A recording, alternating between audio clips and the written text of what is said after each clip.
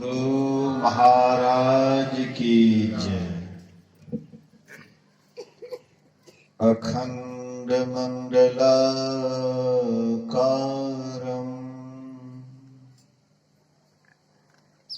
व्याप्तं येन चराचरम् तत्पदं दर्शितं येन तस्मै श्री गुरुवे नमः। धन्य धन्य सतगुरु सुखद महिमा कही न जाए। जो कछु कहो तुम्हारी कृपा मोते कछु न बसाए। सर्वत्र सर्वदा वर्तमान सद्गुरु महाराज जी के पावन चरणों में कोटि कोटि नमन। उपस्थित गुरुजन, धर्म प्रेमी सत्संगी बंधुओं, पूजनीय माताओं तथा भक्तिमती बहनों,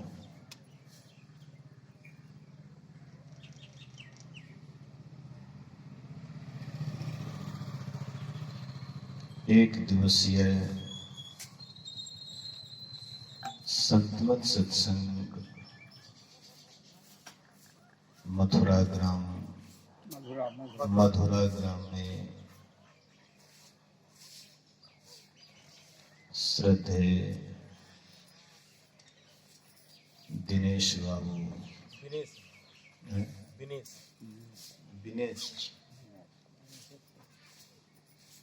दिनेश से करिए हम दिनेश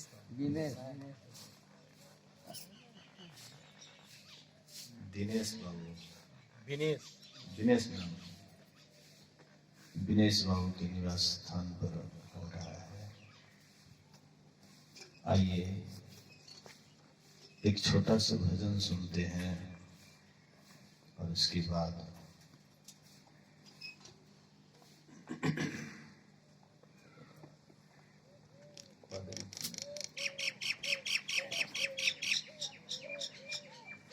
वादक जी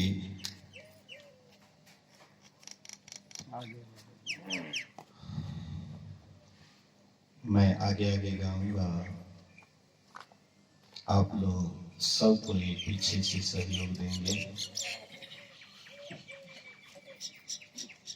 ये बाहरी भजन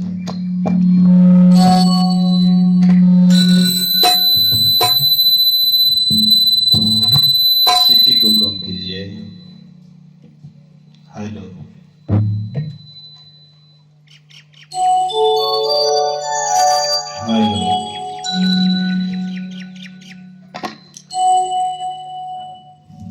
शायद आप लोगों को बहुत बढ़िया लगता होगा संगीत। आपको ही नहीं बल्कि पूरे दुनिया को संगीत खींचता है, लेकिन यही संगीत आपको भीतर वाले संगीत की तरफ इशारा करता है। अगर आप भीतर वाला संगीत सुन लेंगे तब ये संगीत फीका पड़ जाता है। इसलिए आइए सब कोई साथ देंगे। मैं आगे आगे गाऊंगा। संत पलटू साहब का यह भजन है।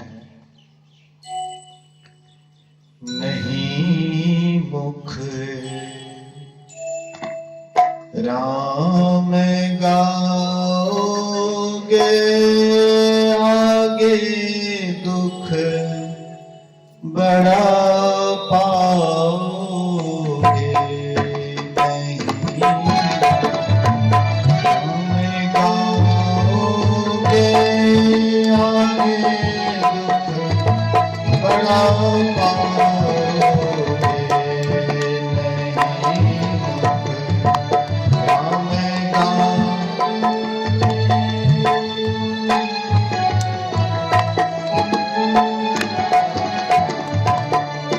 नहीं मुख नाम गाओगे आगे दुख बड़ा पाओगे।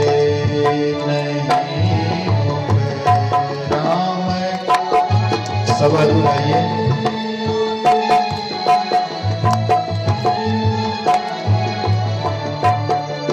राम दिए कौन तारेगा मगर जम दूत मारेगा। राम बिन कौन तारे। जोर से गाइए। अगर परमात्मा के नाम लेने में कंजूसी कीजिएगा तो परमात्मा सबसे पहले जिज्ञा को ही छीन लेंगे। सावन भादों में आप लोग बैंक पार्टी सुनते होंगे। एक होता है बैंड पार्टी, एक होता है बैंक पार्टी। तो बैंक पार्टी का जिज्ञा छीना चला जाता है, मेढक का जिज्ञा छीना जाता है, इसलिए टट्टर करते रहते हैं। हम आप भी अगर परमात्मा का नाम नहीं लेंगे तो शायद जिज्ञा छीन लेंगे और वही सावन भादों में टट्टर करते रहिएगा।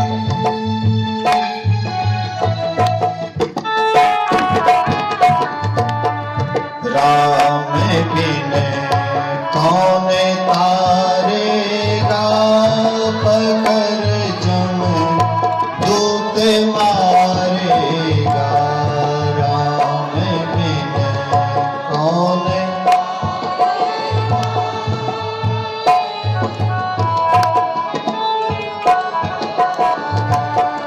नहीं मुख राम गाओगे आगे दुख बड़ा पाओगे। नहीं मुख राम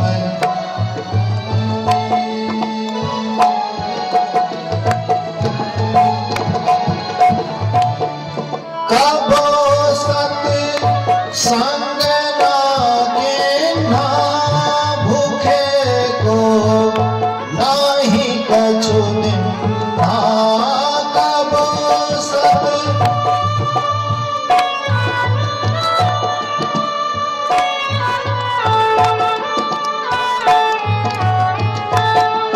कबो सत संग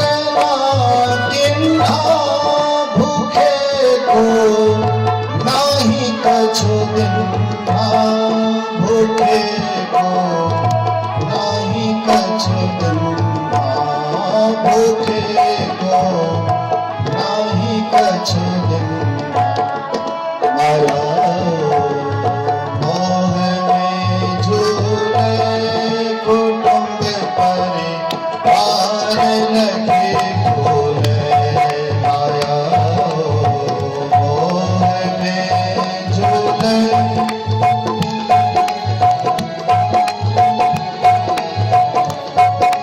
नहीं मुख राम गाओगे आगे दुख बड़ा पाओगे। नहीं मुख राम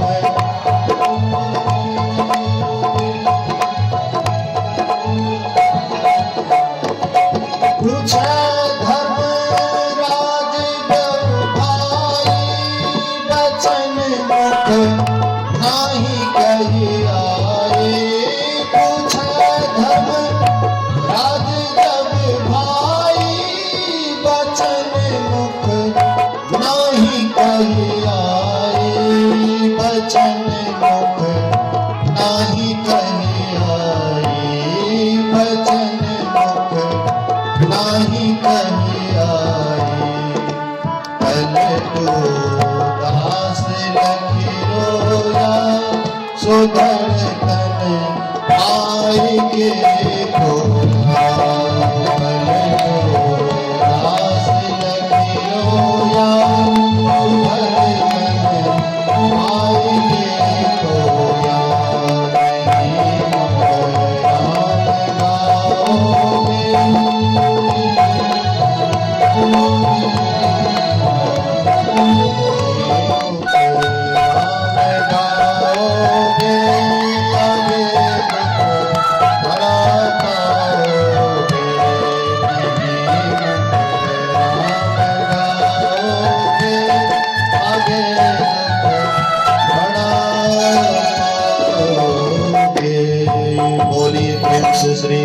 सदगुरु महाराज की। एक बार हृदय खोलकर जोर से जय जयकार बुलंद आवाज में करें, बोलिए श्री सदगुरु महाराज की जय। अभी हम आप वेद भगवान के वचन को सुन रहे थे। वेद भगवान उपदेश करते हैं। वेद भगवान किनसे उपदेश करते हैं? मनुष्यों से। हे मनुष्यों, ध्यान दीजिएगा, मनुष्य केवल शकल से कहलाने वाले बहुत हैं, लेकिन अगर मनुष्य में मनुष्य वाला गुण नहीं है तो वह मनुष्य कहलाने योग्य नहीं है। जैसे हम आप देखते हैं, एक व्यक्ति, एक धोबी गधा पाल रखा था, तो वे अपने गधे को बराबर हरा भरा खेत में खोल देते थे, बाघ का छाल उड़ा करके। बाघ का छाल उड़ा देते थे और उसको भेज देते थे। तो गधा जाता था और हरा भरा फसल को खाता था, बराबर खाते खाते हृष्ट पुष्ट हो गया था। मोटा ताजा हो गया था। एक कहावत है, 30 दिन खाओगे बगड़ा, एक दिन लगेगा संत का रगड़ा। तो मतलब बराबर जो जाते थे खाते थे। किसान सोचता था, देखता था कि लग रहा है कि कोई बाघ है मेरे खेत में, तो बाघ है तो उसके निकट कैसे जाएंगे, हमको मार देगा। इसलिए बेचारे डर जाते थे, नहीं जाना चाहते थे। संजोग से एक बार गधा खेत खा रहे थे। किसान भाई भी थोड़ा दूर हट करके डरे डरे देख रहे थे, लेकिन और थोड़ा दूर हट करके एक गधा था जो आवाज किया। तो जैसे वह आवाज किया तो ये भी उसके आवाज में आवाज मिलाने लगे। जैसे ही आवाज लगाता है तो किसान सोचता है कि हम तो सोचे कि बाघ है, लेकिन ये तो गधा है। ओह, ये गधा है, इतना दिन हमारा खेत खाया है, आज सब खाया पिया इसका निकाल देंगे। मुंगड़ी लिया, मार मार करके जितना भी खाया था सब उसका निकाल लिया। ये तो एक कहानी है, एक रूपक है।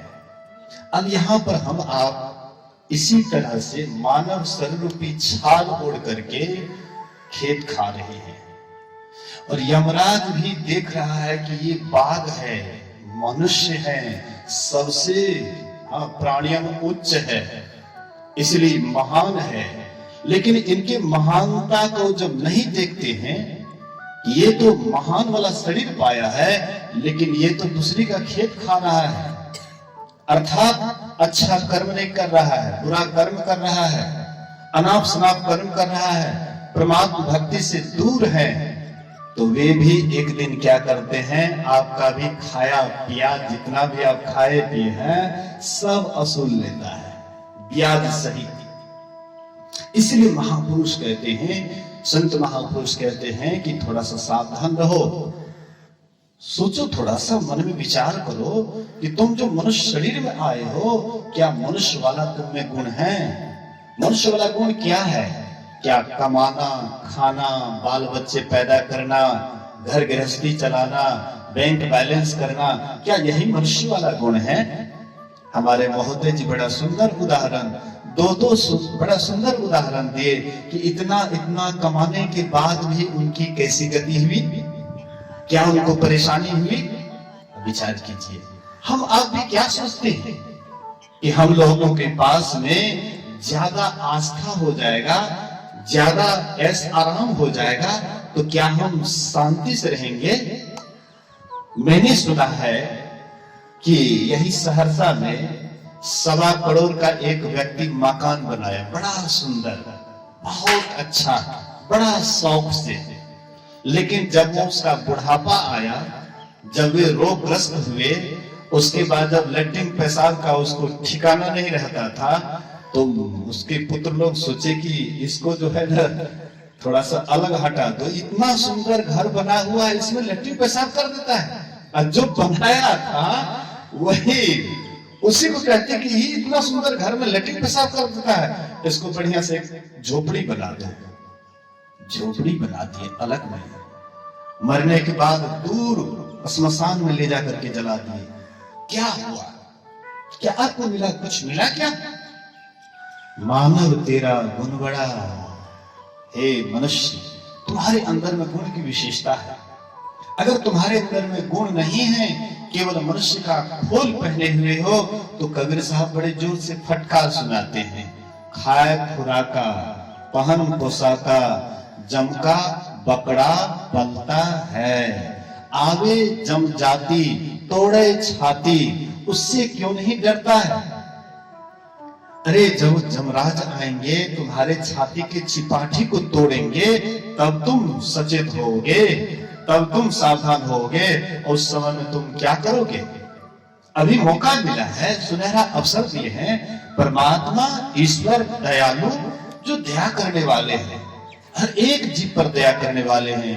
आकर 40,84,84 ज्योनि भ्रमत यह जीव अविनाशी, फिरत सदा माया कर प्रेरा, काल कर्म स्वभाव गुण घेरा, कब हुक करी करुणा नर देही, देत इस बिनु हेतु स्नेह। और कारण बिना कारण के ही स्नेह करने वाले परमात्मा कभी दया करके हम आपको मनुष्य का शरीर देता है कि कम से कम इस बार तो तुम ठीक हो जाओ, इस बार तो तुम चेत जाओ, इस बार तुम मेरा भजन करके मेरे पास आ जाओ।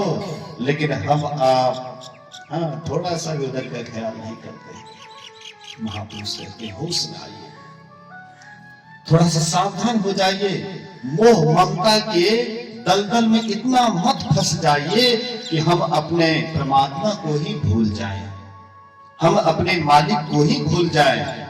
जो तन दियो ताही बिसरायो, ऐसो नमक हरामी। इतना सुंदर शरीर देने वाले वह परमात्मा, उसी को हम भूल रहे हैं। सोचिए थोड़ा सा। इसलिए महापुरुष कहते हैं, संत महापुरुष कहते हैं कि सावधान होइए। केवल 4 ही काम में हम आपका जीवन बीत रहा है। आहार निद्रा भय मिथुनञ्च, सामान्य में तत् पशुभि नराणां, ज्ञानं नराणां अधिकं विशेषो, ज्ञाने निहीना पशुभिः समाना। आहार निद्रा, भोजन हम आप भी करते हैं, भोजन पशु पक्षी भी करता है। हम आप भी सोते हैं रात में, पशु पक्षी भी सोता है। आहार निद्रा भय, अपने प्राण का जैसे हम आपको डर है, भय है, वैसे पशु पक्षी को भी अपने प्राण का डर है, भय है। मैथुन, संतान उत्पत्ति हम आप भी करते हैं, और संतान उत्पत्ति एक पशु पक्षी भी करता है। कहते अगर 4 ही काम में तुम्हारा समय बीत गया, तो तुम में और जानवर में कोई भेद नहीं है। केवल उनके पास में पूंछ है और तुम्हारे पास में पूंछ नहीं है। अंतर इतना ही पड़ता है, लेकिन बिना पूंछ के तुम भी पशु हो, जानवर हो। इसलिए सचेत हो जाओ, सावधान हो जाओ। वेद भगवान इसलिए उपदेश करते हैं। किनको करते हैं उपदेश? मनुष्य को, मनुष्य को उपदेश करते हैं। हे मनुष्यों, जगत प्रसव करता है। ये संसार को जिसने पैदा किया है, संसार को जिसने जन्म दिया है, संसार का जिसने सृजन किया है, बनाया है, हम आपके मन में होता है कि ये संसार को बनाने वाले कोई नहीं है, ऐसे ही संसार बन गया। ये धरती, आकाश, सूर्य, चंद्र, तारे, जंगल, पहाड़, जितना कुछ भी देखते हैं, हम आपके मन में आता है कि ये ऑटोमेटिक बन गया, इसका कोई बनाने वाले नहीं है। बिना कर्ता का कोई कार्य होता है क्या? बिना किए एक भी कार्य नहीं होता है। तो कैसे इतना बड़ा सृष्टि, इतना बड़ा संसार कैसे ये बन जाएगा? इसलिए किसी ने बड़ा सुंदर एक भजन गाया है, रचा है सृष्टि को जिस प्रभु ने, है वही ये सृष्टि चला रही है। इतना सुंदर संसार को बनाने वाले कोई नहीं है, ये विचार कभी भी मन में मत लाइए। निराधार कोई नहीं है, सबका आधार है। पृथ्वी का आधार है पानी, पानी का आधार है अग्नि, अग्नि का आधार है हवा, हवा का आधार है आकाश। आकाश निराधार है क्या? आकाश का कोई आश्रय देने वाला नहीं है, आकाश को कोई अवकाश देने वाला नहीं है। अवश्य ही उनको भी अवकाश देने वाले हैं, अवश्य ही उनको भी आश्रय देने वाले हैं। वही है परमात्मा, जो आकाश को भी अवकाश देने वाले हैं, उसी का नाम है परमात्मा। हम आप और चीज पर विश्वास करते हैं, लेकिन परमात्मा पर विश्वास नहीं करते, भगवान पर विश्वास नहीं करते। कहते नहीं भगवान नहीं है, भगवान ये सब तो बनावटी बातें हैं। ऐसे ही लोग भगवान का नाम लेते हैं, लेकिन ये सब कोई भगवान नहीं है, ये सब बनावटी बात है। मैं आपको एक छोटी सी कहानी कहूंगा। एक ऐसे ही वकील थे, वकील तो थीसिस देने में बहुत आगे होता है, लेक्चर देने में बहुत आगे होता है, तर्क उनके पास बहुत है, इसीलिए वे ईश्वर को नहीं मानते थे। लेकिन जैसे प्रहलाद, हिरण्यकश्यप ईश्वर को नहीं मानते थे, लेकिन प्रहलाद आए, इतना उनको अडिग विश्वास, अंत में मरते मरते अंत में उसको भी विश्वास करना पड़ा। ऐसे ही कोई नास्तिक के खानदान में कोई ऐसा आस्तिक आ जाता है कि अंत में नास्तिक भी आस्तिक बन जाता है। वही वकील साहब नास्तिक विचार के थे, वे ईश्वर को नहीं मानते थे, परमात्मा को नहीं मानते थे, लेकिन उनका लगभग 7-8 वर्ष का बच्चा, वे ईश्वर को मानते थे, परमात्मा को मानते थे। और जिनका संस्कार सुंदर होता है, अच्छा होता है, वह बहुत कम उम्र से ही सत्संग ध्यान में लग जाते हैं, अच्छा कर्म में लग जाते हैं, सुकर्म में लग जाते हैं, सुंदर कर्म में लग जाते हैं। जिनका संस्कार सुंदर होता है, अच्छा होता है। साधु महात्मा कोई अगर बनते हैं या कम ही उम्र में बन जाते हैं, इसका भी संस्कार है। एक पिता के विपुल कुमारा, हो ही प्रथम गुणशील आचारा, को पंडित को तापस ज्ञानी। एक ही पिता है, लेकिन बेटा अलग अलग संस्कार का हो जाता है। इसका कारण क्या है? सब अपना अपना संस्कार लेकर के आते हैं। गुरु महाराज कहते थे कि सहोदर भाई होने से क्या होगा, सबका संस्कार अलग अलग होता है जी, ऐसा गुरु महाराज कहते थे। मतलब संस्कार सबका साथ आता है। शरीर तो हम छोड़ देते हैं, शरीर तो छूट जाता है, लेकिन संस्कार हमारे साथ में जाता है। और फिर जब हम जन्म लेते हैं तो वह संस्कार धीरे धीरे उदित हो जाता है। बच्चा होता है, बच्चा में संस्कार दिखाई नहीं पड़ता है, लेकिन धीरे धीरे जैसे जैसे बड़ा होते जाता है, वैसे वैसे अपना संस्कार प्रकट हो जाता है। गुरु नानक देव सत्संग करते थे, एक छोटा सा बच्चा सत्संग में आकर के पहले ही आगे में जाकर के बैठ जाता था, और बराबर देखते थे गुरु नानक देव की बच्चा सत्संग में आता है, बैठ जाता है। एक दिन गुरु नानक देव कहते हैं, ए बच्चा, अरे तू सत्संग को क्या समझता है? तू आकर के सबसे पहले आगे में आकर के बैठ जाता है, तो तू सत्संग से क्या समझता है?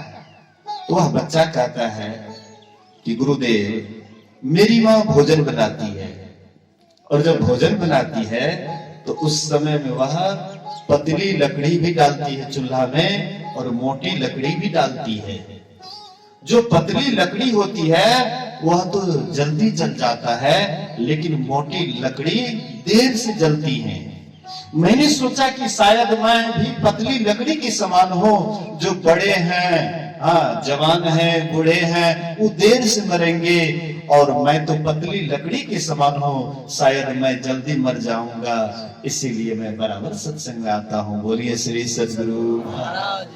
गुरु नानक देव कहते हैं कि तू बच्चा नहीं, अरे तू तो बूढ़े का बाप है। ये ज्ञान बूढ़े के अंदर में भी नहीं आता है। अंतिम दिन भी गिनने लग जाता है, श्वास अंतिम होने लग जाता है, समय अंतिम होने लग जाता है, तो पर भी उसके अंदर में ये ज्ञान नहीं होता है कि हम सत्संग में जाएं, हम साधना करें, हम परमात्मा की भक्ति करें। लेकिन तुम इतना ही कम उम्र में तुम्हारे अंदर में इतना सुंदर विचार आया है, अवश्य ही तुम्हारे अंदर में बहुत अच्छा और अगले जन्म का संस्कार है। इसी तरह से वह वकील साहब का भी पुत्र ऐसे ही सत्संग में वो भी आ जाते थे और बराबर सत्संग में जाते थे, और सत्संग सुनते सुनते जो सत्संग को बढ़िया से सुनते हैं, उनके अंदर एक ध्यान करने का एक ललक पैदा हो जाता है। ये बात याद रखिएगा, जो सत्संग प्रेम से सुनेंगे उन्हीं के अंदर ध्यान करने की प्रवृत्ति होती है, और जिनके अंदर ध्यान करने की प्रवृत्ति होती है वही साधना में सफल हो पाता है। क्योंकि ध्यानी सत्संग के बिना नहीं रह सकते हैं, और जो सत्संगी है वो ध्यान के बिना नहीं रह सकते हैं, एक दूसरे का पूरक है। तो वह बच्चा भी सत्संग में बराबर जाते थे, सत्संग सुनते थे, और एकांत में बैठ करके ध्यान भी करते थे। एकांत में बैठ जाते थे, आंख बंद कर लेते थे, एकदम मगन हो जाते थे, ध्यान में आनंद में मग्न हो जाते थे, मन एकाग्र हो जाता था, मन शांत हो जाता था, बड़ा अमन चैन लगता था। हम आप जो भी काम करते हैं अमन चैन के लिए ही करते हैं, चाहे संसार का काम करें या परमार्थ का काम करें, कोई भी काम करते हैं। बच्चा जिस समय में छोटा बच्चा होता है उस समय में आप उनको खिलौना दे दीजिए, उनको खिलौना में भी सुख बुझाता है, अमन चैन बुझाता है कि हमारे लिए खिलौना ही सब कुछ है। लेकिन वही बच्चा जो थोड़ा बड़ा होता है तब उसको पढ़ने लिखने में थोड़ा जागृति हो जाती है, अभिभावक लोग उनको पढ़ने लिखने की तरफ प्रेरित करते हैं, और तब उसको पढ़ने लिखने में सुख बुझाने लग जाता है। धीरे धीरे जब पढ़ लिख करके आए बीए कर लेते हैं, एमए कर लेते हैं, पीएचडी कर लेते हैं, डिलीट कर लेते हैं, सब पद को पा लेते हैं, तब उसको पढ़ाई से भी अनिच्छा हो जाता है, इच्छा उधर से हट जाता है। तो उसके मन में होता है कि शायद मैं अकेले जीवन जी रहा हूँ, शायद दो आदमी हो जाते, दो मित्र हो जाते, तब जीवन बढ़िया से चलता। तो संगी साथी शादी विवाह कर लेते हैं, संगी हो जाता है, साथी हो जाता है, तब उनको उसी में सुख बुझाता है। लेकिन उसमें भी कुछ दिन रहने के बाद संतान जब नहीं होता है तब परेशानी आ जाता है। तो संतान के लिए कहां कहां दौड़ते हैं, संतान हो जाता है तब उसको उसी में सुख बुझाता है। फिर उसके मन में होता है कि चलो संतान तो हो गया, लेकिन संतान के लिए व्यवस्था चाहिए, घर बनाते हैं, मकान बनाते हैं, बैंक बैलेंस करते हैं, प्लॉट का प्लॉट जमीन खरीद लेते हैं, लेकिन आपकी आयु भी तो अब अंत होने वाला है। तब आपके अंदर में एक ही विचार आता है कि शायद मैं जिस सुख को ढूंढ रहा था, जिस शांति को मैं ढूंढ रहा था, शायद वह सुख, वह शांति है ही नहीं। ये कैसे हो सकता है? कोई जन्मांत जो जन्म से अंधा है और वो कहे ये रूप विषय है ही नहीं, जिनके पास आंख है वो कभी मानेगा ये रूप नहीं है, रूप विषय नहीं है। जिनके पास में आंख है वो रूप विषय को प्रत्यक्ष देखता है, और जिनके पास आंख नहीं है, बेचारे जन्म से ही अंधे हैं, तो क्या कहेंगे? कहेंगे रूप विषय है ही नहीं। एक ही वृक्ष पर एक उल्लू और एक हंस, दोनों एक ही वृक्ष पर थे और दोनों में बातचीत हो रही थी। बैसाख जेठ की गर्मी थी, चिलचिलाती गर्मी, दोपहर का समय। तो ये हंस कह रहा था, आहा शुद्ध सीधा ठीक सिर के सामने सूरज भगवान है, उन्हीं की गर्मी लग रही है, इसलिए हम लोगों को पसीना आ रहा है। तो वह उल्लू कहता है, अरे भाई कौन कहता है सूरज, कौन कहता है कि सूरज सामने में दोपहर, अरे ये सब तुमको भ्रम हो गया है। कोई सूरज उरज नहीं है, ये तो अंधकार रहने के कारण ही गर्मी लग रही है, अंधकार होने के ही कारण गर्मी लग रही है, इसलिए कोई सूरज उरज नहीं है। तो हम उनको तर्क पर तर्क देते हैं, समझाने की कोशिश करते हैं। जैसे संत महापुरुष समय समय पर आकर के परमात्मा का साक्षात्कार करके अपने को जान करके हम लोगों को तर्क पर तर्क दे करके समझाने का कोशिश करते हैं, अच्छे रास्ता पर लाने का कोशिश करते हैं, परमात्मा के भक्ति की तरफ हम लोगों को ले जाने की कोशिश करते हैं। हम आप कहते हैं नहीं नहीं, ये सब तो धन रहने के कारण सुख मिल रहा है, ये तो पत्नी है इसलिए सुख मिल रहा है, ये तो बाल बच्चा है इसलिए सुख मिल रहा है, अंधकार रहने के कारण, वो ममता रहने के कारण ये सुख मिल रहा है। हम आप वैसे ही जन्मांध है, उल्लू की तरह। हम आप उल्लू हैं, अभी हम लोगों के पास में आंख नहीं है, हंस की तरह हम नहीं बने हैं। हंस क्या करते हैं? अवगुण को छोड़ते हैं, अवगुण रूपी पानी को भी छोड़ देते हैं और गुण रूपी दूध को ग्रहण करते हैं। लेकिन हम आप क्या करते हैं? अवगुण रूपी पानी को ही ग्रहण करते हैं। इसलिए कौवा बने हुए हैं। कौवा, कौवा क्या करता है? मैला में चोंच मारता है। कौवा मैला में चोंच मारता है। इसी तरह से हम आप भी कौवा बने हुए हैं। महापुरुष कहते हैं ये सुंदर शरीर मिला लेकिन सुंदर विचार तुम्हारे अंदर नहीं है। तो वह उल्लू कहता है ये तो अंधकार रहने के कारण गर्मी लग रही है। हम उनको तर्क पर तर्क देते हैं, समझाने की कोशिश करते हैं, लेकिन वे तो मानने के लिए तैयार नहीं। तो उल्लू कहता है कि देखो भाई, तुमको मेरी बात पर यकीन नहीं होता है तो चलो हमारे जहां पर सगे संबंधी हैं उनसे जब पूर्वाशय करा देंगे तब तो तुमको विश्वास हो जाएगा ना कि अंधकार रहने के कारण ही गर्मी लग रही है। कहते हैं अच्छा ठीक है चलो। तो हंस उनके साथ चल देते हैं और गए जहां पर बहुत उल्लुओं का समुदाय था। पूरा उल्लू ही उल्लू वहां पर वृक्ष पर बैठे हुए थे। वहां पर ये गए, ये उल्लू जाकर के अन्य उल्लुओं से कहते हैं अरे भाई ये हंस क्या कहता है, ये क्या कह रहा जानते हो? बोले क्या कहता है? बोले कि ये अंधकार रहने के कारण ये कहता है कि सूर्य सामने, सीधा सामने है और उसी की गर्मी लग रही है। हम लोगों को जो पसीना आ रहा है ये सूर्य के कारण। तो सभी उल्लू कहते अरे ये तो सबको बिगाड़ देगा, ये सबको बिगाड़ देगा, इसीलिए मारो, पछाड़ो, पकड़ो, भगाओ, नहीं तो ये सबको बिगाड़ देगा। इसलिए हम आप भी ईसा मसीह को सूली पर चढ़ा दिए। हम आप भी मतलब जो है संत महात्मा को कष्ट तो कष्ट दिए।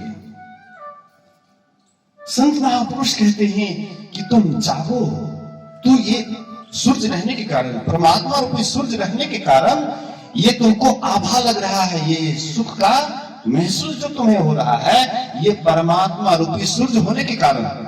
अगर परमात्मा रूपी सूर्य नहीं होते तो तुमको सुख की आभा भी नहीं होती। इसीलिए सुख है, सुख है, इसीलिए मन में इच्छा हो रही है कि हमारे अंदर सुख मिले। शांति अवश्य है, इसीलिए शांति की इच्छा हो रही है। लेकिन हम आप वैसे ही हैं जैसे एक बुढ़िया माई। एक बुढ़िया माई की सुई खो जाती अंधेरी गली में, तो वह बूढ़ी माई खोजने लग गई कहा, जहां पर वेपर लाइट जल रहा था, बड़ा रोशनी हो रहा था, पूरा प्रकाश हो रहा था, वहां पर वह बूढ़ी माई गई और जाकर के बड़ी व्यग्रता के साथ सुई ढूंढने लग जाती है। तो कोई सज्जन आए, बोले कि माई क्या ढूंढ रही है? बोले कि बेटा सुई खो गया है। बोले कि बूढ़ी माई है, मदद करना चाहिए। तो ये भी लगे सुई ढूंढ रहे। अब तीसरे सज्जन आते हैं, बोलते हैं क्या बात है, आप लोग क्या ढूंढ रहे हैं? बोले कि ये माई का सुई खो गया है इसलिए ढूंढ रहा हूं। भी लगे ढूंढ रहे। अंत में एक विवेकी सज्जन आए और वे विवेकी सज्जन कहते हैं कि माई क्या खो गया, आप लोग क्या ढूंढ रहे हैं? बोले कि माई का सुई खो गया है इसलिए हम लोग उनका मदद कर रहे हैं। बोले कि कहां इसका सुई खोया? कहां पर सुई खोया? बोले कि बेटा अंधेरी गली में। बोले कि वाह माई तू भी गजब करती है, अरे सुई खोया अंधेरी गली में और तू खोज रही है वेपर लाइट के पास जीवन भर खोजती रहेगी, कभी भी सुई नहीं मिलेगा। तो वह सज्जन के पास में टार्च था, टार्च की सहायता से ले जाते हैं और वह माई को सुई ढूंढ करके दे दिए। इसीलिए कबीर साहब ने बड़ा सुंदर कहा है, वस्तु कहीं ढूंढे कहीं के विधि आवे हाथ, अकह कबीर तब पाइए जब भेदी लीजिए साथ। जब तक भेदी भक्त के पास नहीं जाइएगा, संत सदगुरु के पास नहीं जाइएगा, तब तक आपको राह बताने वाले नहीं मिलेंगे। ऐसे तो राह बताने वाले की कमी नहीं है संसार में, एक पर एक है राह बताने वाले। अष्टजाम वाले सोचते हैं कि हम राह बता रहे हैं, कोई अष्टजाम कराएंगे करेंगे तो उसको परमात्मा मिल जाएगा। वो राह बताने के लिए एकदम तैयार है। भगत करने वाले भगतिया भी कम नहीं है, वो भी एकदम लोगों को जमा करने में लगे हुए हैं। ये सारी व्यवस्था आपके पास में बहुत है, लेकिन सही सच्चा मार्ग दिखाने वाला वही हो सकता है जो स्वयं देखा है, जो स्वयं उसका दर्शन किया है, वही आपको दर्शन का उपाय बता सकता है। जो स्वयं रसगुल्ला खाया है, वही रसगुल्ला का ठीक ठीक स्वाद बखान कर सकता है। संत महापुरुष ही संसार में ऐसे होते हैं कि हम आपके ऊपर दया करने वाले, स्वयं परमात्मा में दिन रात रमन करने वाले, उनको कोई जरूरत नहीं संसार की तरफ देखने की, लेकिन दयावश आकर के जीव हित आप ही आवे। जीव के हित के लिए संत सदगुरु अपने आप आकर के इनको चेताने का कोशिश करते हैं, इनको जगाने का कोशिश करते हैं। लेकिन हम आप कहते हैं कि काहे हमको जगा रहे हैं, हमको सोने दीजिए, हम सोने में ही ठीक हैं, हम जग जाएंगे। हाँ, हम जग जाएंगे, लेकिन हम जगेंगे नहीं। कोई बच्चा है, हाँ विद्यार्थी है, वो आराम से सो रहा है, उनके माँ बाप जगाते हैं तो देखिए उसको कितना गुस्सा उठता है। बहुत जोर से गुस्सा उठेगा कि हमको जगाता है, कितना बढ़िया से हम सो रहे हैं तो हमको जगा रहा है। इसी तरह से हम आप भी मोह निंद में सोए हुए हैं और संत महात्मा जगाने का काम करते हैं, लेकिन हम आप उनके ऊपर ध्यान नहीं देते हैं। इसलिए हाँ, तो मतलब मेरे कहने का आशय था कि वह वकील साहब का लड़का बराबर सत्संग में जाता था, एकांत में बैठ करके ध्यान करता था, ध्यान में मन एकाग्र हो जाता था, बड़ा आनंद आता था। तो आनंद के लिए ही तो सब काम करते हैं, ध्यान में भी गजब का आनंद आता है। अगर ध्यान में आनंद नहीं आता तो भगवान बुद्ध, हम सोचते हैं कि बहुत बड़ा धनी हो जाए, करोड़पति हो जाए, अरबपति खरबपति हो जाए, लेकिन भगवान बुद्ध राजा सुद्धोधन, सम्राट, राजाओं में सम्राट, सब कुछ भरा पड़ा, लेकिन भगवान बुद्ध वहां से निकल गए। उस गद्दी पर रह करके, धन के सिंहासन पर रह करके वह उनको फीका पड़ा, और वहां से आकर के एकांत में साधना किए, ध्यान किए, और उस गद्दी पर जो सुख नहीं मिला उससे कई गुना सुख उनके अंदर में मिला, उनके भीतर में मिला, और ध्यान करने से मिला। तो ध्यान में शांति मिलती है, सुख मिलता है। इसलिए वकील साहब का लड़का एकदम ध्यान करता था, ध्यान में आनंद आता था। एक दिन वकील साहब कहते हैं, अरे बेटा, काहे के लिए तुम समय को बर्बाद करते हो, काहे के लिए समय को बर्बाद करते हो? देखो कितना अनमोल समय है, अभी पढ़ोगे लिखोगे, आगे बढ़ोगे, लेकिन तुम ये फालतू का ये आंख बंद करके क्या मिलेगा तुमको, क्या मिलेगा? हम लोग हर जगह यही खोजते हैं कि क्या मिलेगा, हर जगह क्या, हाँ, लेकिन यहाँ पर मिल करके भी एक दिन हाँ कुछ नहीं के बराबर मिलता है। लेकिन कुछ ऐसा भी चीज है जो मिलता है तो मिलने के बाद लगता है कि कुछ मिला है। इसलिए ध्यान रखिए, सावधान रहिए। तो ये ध्यान करते थे, बड़ा आनंद आता था। वकील साहब कहते, क्यों बर्बाद करते हो समय को? किसका ध्यान करता है? ये कहते मैं परमात्मा का ध्यान करता हूँ। अरे परमात्मा परमात्मा नहीं है, भगवान भगवान नहीं है, हम ही तुम्हारे भगवान हैं। मैंने तुझे पैदा किया है, जन्म दिया है, पाला पोसा है, मैं ही तुम्हारा भगवान हूं। बोले कि अगर आप मेरे भगवान हैं, आप मेरे भगवान हैं? बोले कि हाँ। अच्छा ठीक है। बोले कि पिताजी को समझाना कोई साधारण बात नहीं, क्योंकि वकील है, थीसिस देते हैं, तो इसीलिए उस समय में वह मौन हो गए, चुप हो गए। वकील साहब चले गए ड्यूटी पर गए, और 4-5 बजे ड्यूटी पर से जब लौटे तो उसके बाद कभी कभी इसका आवाज बढ़ जाता है, कभी बढ़ जाता है। बोलिए श्री सद्गुरु, बोलिए श्री सद्गुरु महाराज की जय। तो वकील साहब 4-5 बजे जब लौटे तो यह बच्चा उसी बीच में एक सुंदर फिगर, एक सुंदर चित्र, बड़ा मनमोहक चित्र बना करके टेबल पर वैसे ही धर दिए। जैसे वो धर दिए तो उधर से वकील साहब आए, बोले कि बेटा ये सुंदर चित्र किसने बनाया, ये सुंदर फिगर किसने बनाया? बोले कि पिताजी आज तो गजब की घटना घटी। तो क्या गजब की घटना घटी? बोले कि जोर से तूफान आया, अलमारी का पलरा अपने आप खुल गया और एक सुंदर सादा कागज उड़ते हुए टेबल पर आ गया, बगल में रोशनाई का डब्बा था, उलट गया, इसलिए सुंदर चित्र बन गया। बोले मूर्ख कहेगा, तुम हमको पढ़ाता है? इतना सुंदर चित्र बिना बनाए बन सकता है? अवश्य कोई बनाने वाले हैं, नहीं तो कैसे बन सकता है? बोले पिताजी एक साधारण चित्र जब बिना बनाए नहीं बन सकता है, ये सुंदर मुखड़ा जो देखते हैं, ये सुंदर शरीर जो देखते हैं, हृष्ट-पुष्ट शरीर जो देखते हैं, ये मुंह में आवाज जो देखते हैं, कान में सुनने की शक्ति जो देखते हैं, ये सब इंद्रियां जो काम कर रही है, क्या इसको बनाने वाले नहीं हैं? ये ऑटोमेटिक बन गया, कोई बनाने वाले नहीं है। वकील साहब को धक्का लगा। बोले कि बेटा आज दिन तक मैं ईश्वर को नहीं माना, लेकिन बेटा आज दिन से मैं भी ईश्वर को मानूंगा और मैं भी भगवान का ध्यान करूंगा। बोलिए श्री सद्गुरु महाराज। कहने का मतलब संत महापुरुष कहते हैं कि ईश्वर है, इसका दृढ़ विश्वास सबको रखना चाहिए। गुरु महाराज जी कहते हैं एक ईश्वर पर अटल विश्वास, पूर्ण भरोसा तथा अपने अंतर में ही उनकी प्राप्ति का दृढ़ निश्चय रखना, सद्गुरु की निष्कपट सेवा, सत्संग और दृढ़ ध्यानाभ्यास, इन पांचों को मोक्ष का कारण समझना चाहिए।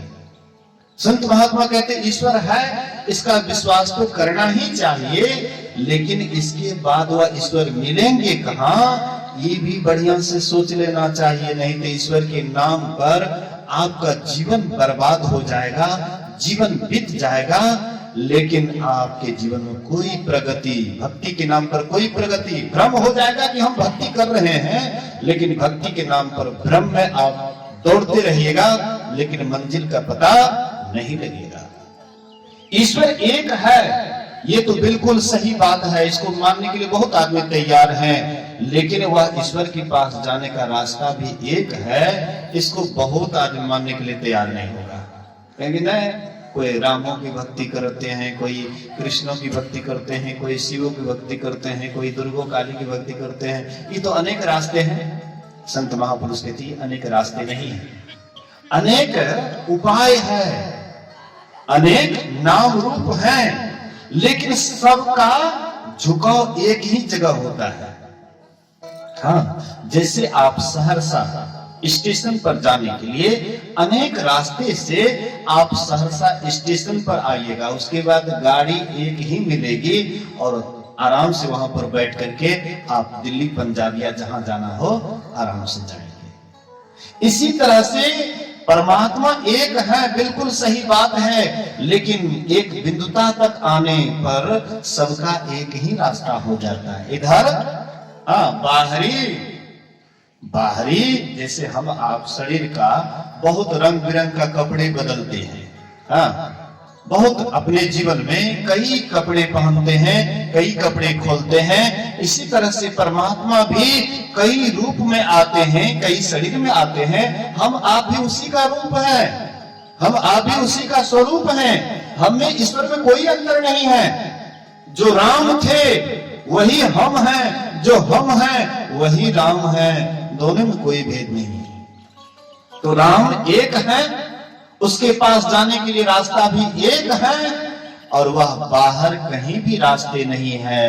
दौड़ने वाले दौड़ते हैं तो कौन उसको मना करता है? कोहू जात प्रयाग बनारस, कोहू गया जगन्नाथ ही धावे। दौड़ने वाले दौड़ते हैं, गया जी जाते हैं, बोलबम जाते हैं, दौड़ते दौड़ते पैर को फुला लेते हैं, बोलबम, दौड़ते दौड़ते केल्ला दम, यहां से दौड़ते दौड़ते जाते हैं। और घर से जब आते हैं तो पैर फुला कर की कहे, पैर फुल गए यार, बड़ा दर्द है। तो क्या कल कर दौड़े ना, कहते हैं भोला बाबा होते छे, बोले बम में और जगह भोला बाबा से खाली भाग ले, और जगह भोला बाबा नहीं छे। कुछ सत्संगी गए थे, हाँ कुछ सत्संगी गए थे बोलबम, हाँ गैर सत्संगी और सत्संगी, उसमें सत्संगियों को नहीं होता है विश्वास। हाँ गए थे बोलबम, उधर से लौटे तो गुरु महाराज उसमें थे, हाँ सशरीर थे। तो सोचे कि जब इधर से एवे किए हैं, बोलबम से लौटे, तो सोचे गुरु महाराज का भेंट कर लेते हैं। तो जैसे गुरु महाराज जी के पास आए, वेशभूषा बदल लिए, गए गुरु महाराज पहचान ले, लेकिन जो अंतर्यामी है उससे क्या बात छिपा हुआ है तो सब कुछ जानने वाले हैं। गुरु महाराज के पास आए, गुरु महाराज को प्रणाम करते हैं, कहते हैं आप लोग कहाँ गए थे? अब गुरु महाराज से झूठ कैसे बोलेंगे? हुजूर गए थे बोलबम, हाँ बाबा धाम। तो आपके गांव में वो चौराहे पर जो शिव जी का मंदिर था वो है कि नहीं है? ढह गया, गिर गया, खत्म हो गया? बोले नहीं हजूर सब चीज ठीक ठाक है। बोले कि ओ वहां का भोला बाबा कमजोर और वहां का भोला बाबा पहलवान, बिनु विश्वास भगति नहीं, के बिन दरबही ना राम, राम कृपा बिनु जीव ना सपने हुला विश्राम। जब तक भक्ति, हाँ विश्वास नहीं होगा तो भक्ति नहीं हो सकती है। और भक्ति जब तक संतों के पास नहीं जाएंगे तब तक भक्ति की सही युक्ति नहीं मिलेगी। इसीलिए ईश्वर एक है, उसके पास जाने का रास्ता भी एक है, और वह कहीं बाहर नहीं सबके भीतर में है, सबके भीतर में वह रास्ता है। इसलिए बाहर भटकने की कोई आवश्यकता नहीं। जितना आप बाहर में दौड़ रहे हैं, जितना आप बाहर में मेहनत कर रहे हैं, संतों से सत्युक्ति जान करके आप साधना कीजिए। गारंटी के साथ संत महात्मा कहते हैं कि 6 महीने साल भर के अंदर में आपके भीतर में कोई न कोई अनुभूति होने लगेगी, साधना में उन्नति होने लगेगी, शांति मिलने लगेगी। अरे आप इतना दौड़े तो शांति नहीं मिली, लेकिन एक जगह बैठ करके ध्यान करने लगे, आपके अंदर में शांति मिलने लगी। और जिनको भी मिली है, बड़े बड़े महापुरुष के जीवन को पढ़िए, जिनको भी जीवन मिली है तो एकांत में बैठ करके ही, ध्यान करके ही शांति मिली है। इसलिए महापुरुष कहते हैं कहीं भटकने की जरूरत नहीं है। निज तन में खोज सज्जन, बाहर ना खोजना, बिल्कुल बाहर मत खोजना। अपने ही घट में हरि है, तुम्हारे भीतर में ही परमात्मा विराजमान है। अपने ही अंदर में खोजना, अपने भीतर में खोजो, कहीं बाहर जाने की आवश्यकता नहीं है। इसलिए संतों ने जो युक्ति बताया है बिल्कुल ठीक है, उस पर चलेंगे तो भवसागर को तरेंगे, आज जो नहीं चलेंगे वह 84 के चक्कर में डुबकी लगाएंगे, कोई बचाने वाला नहीं। तब आप ऐसा नहीं कहिएगा कि हमको कोई चेताने वाले नहीं आए, हमको समझाने वाले नहीं आए। परमात्मा ने ऐसी व्यवस्था कर दी है कि समय समय पर, हाँ संत महात्माओं का, साधु महात्माओं का, हाँ जन्म होते रहता है, भेजते रहते हैं कि सबको बुला बुला करके मेरे पास जाओ, लेकिन हम नहीं जाने के लिए तैयार हैं, तो इसमें परमात्मा का क्या दोष? इसलिए संतों के वचन को माने। कहने के लिए तो बहुत बात है, लेकिन समय अपने साथ अपने गति से जा रहा है। 10 बजने में 6 मिनट बाकी है। हमारे गायक जी बड़े सहमिलू टाइप के हैं, बड़े अच्छे व्यवहार है इनका, हाँ नाम भी इनका है राम प्रवेश। कितना सुंदर नाम है, राम प्रवेश। राम में जो प्रवेश कर गए हैं या प्रवेश करने के लिए कोशिश कर रहे हैं, तो उनसे हम आप आए भजन सुने, उसके बाद आरती को चलेंगे। एक बार सब आदमी जय जयकार बुलंद आवाज में करें, बोलिए श्री सद्गुरु महाराज की जय।